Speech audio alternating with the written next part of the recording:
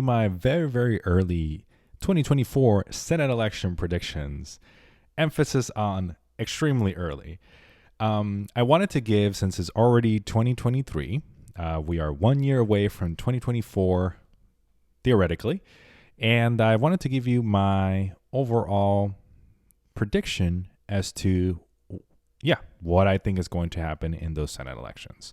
So this is the 2024 Senate election map.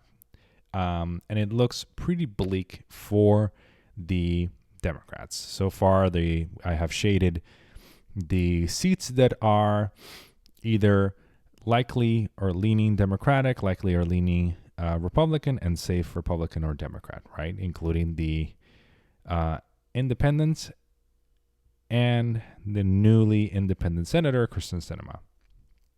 So this is such an interesting map because on the one hand, it is a very bad map for the Democratic Party.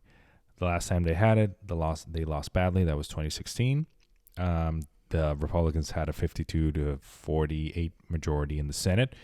And it looks like it could be this way this cycle.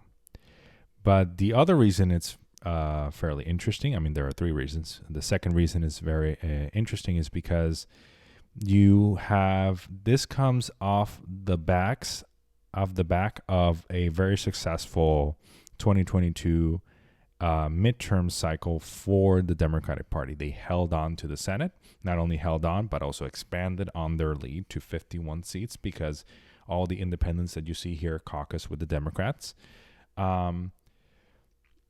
So it was a higher success rate than was expected, much higher success rate, with the Republicans only holding the House by a mere 4 seats, if I'm not mistaken. Yes, they have a 222 seat majority over the Democrats' 213, or soon to be 13, because of the death of one representative, but it's a fairly safe district regardless.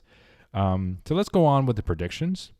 In this Senate map, you have a couple of seats that are in deep red states or states that are perceived to be deeply red, such as Montana, such as Ohio, such as West Virginia, and to a lesser extent, Arizona. I think Arizona is more of a swing state at this point.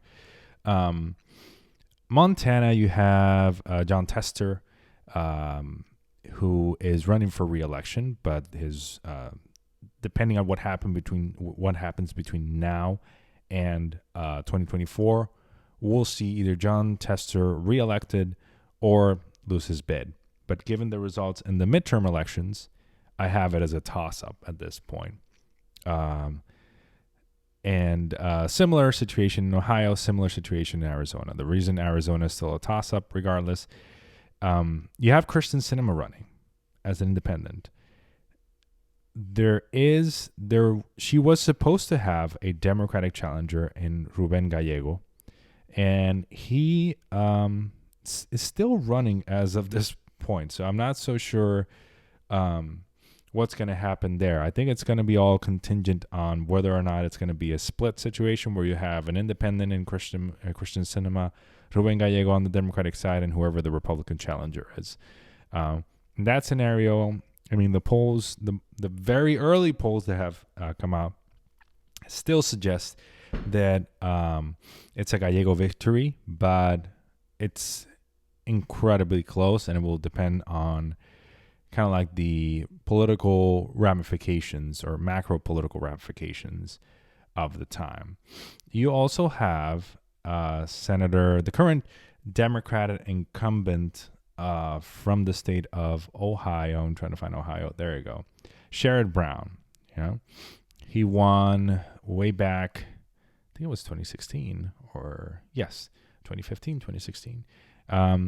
He won way back when, and he won this seat even though it was kind of like a red wave year. So this is why Ohio is still kind of like a toss-up. Especially after the midterms elections, you saw Paul Ryan here being extremely competitive against his Republican challenger. So there's a very big chance that Sherrod Brown might win re-election. That being said, I'm looking at this from the scope of what just happened in the 2022 midterms and what is most likely to happen in the 2024 midterms. We have Trump running on the top of the ticket, and we have most likely Biden running on the Democratic side of the ticket because he just announced that he will run for re-election. Or not just announced, that he will announce in February to run for re-election. So that leads me to believe a certain thing. I think that the Democrats will most likely win in New Hampshire, if I'm not mistaken. Not in New Hampshire, sorry. New Hampshire's not up for re-election. I think the Democrats will most likely win in Arizona, because I think there's going to be either a consolidation of the vote in favor of the Democrat, or there's going to be, or Christian Sinema is going to be allowed to run as an independent, one of the two. But I think this seat will go to to an Arizona Democratic senator. But it will be by a tilt margin, very, very small margin. In the case of Montana, I could see the Democrats winning this one as well. Like, it's just the environment is very conducive to more of a Democratic victory, especially if you have Trump running on the ticket and you have Trump versus Biden, like a repeat of 2020. We haven't seen unless he loses and DeSantis wins, then it will be a different environment. But this is what I see. And I also see Sherrod Brown winning in the state because he's just insanely popular, but again, by a very small margin. That leaves us with 50-50. And depending on who wins the presidency will determine who wins the Senate. And in my scenario, I still think that the VP-ship will fall on the Democratic side. I think Biden will win re-election, and that will give the Senate to the Democrats. Again, this is very early on, but I think the Democrats will hold a 50-50 Senate majority in this state. I think the reason I have Manchin losing in West Virginia is because he's insanely unpopular, and the margins for Republicans there are just insanely high, as opposed to Arizona, where it's trending more and more Democratic as we go along. So thank you so much for watching. Please leave a like, subscribe to the channel, share this video with your friends, and I'll see you guys in the next one. Bye-bye.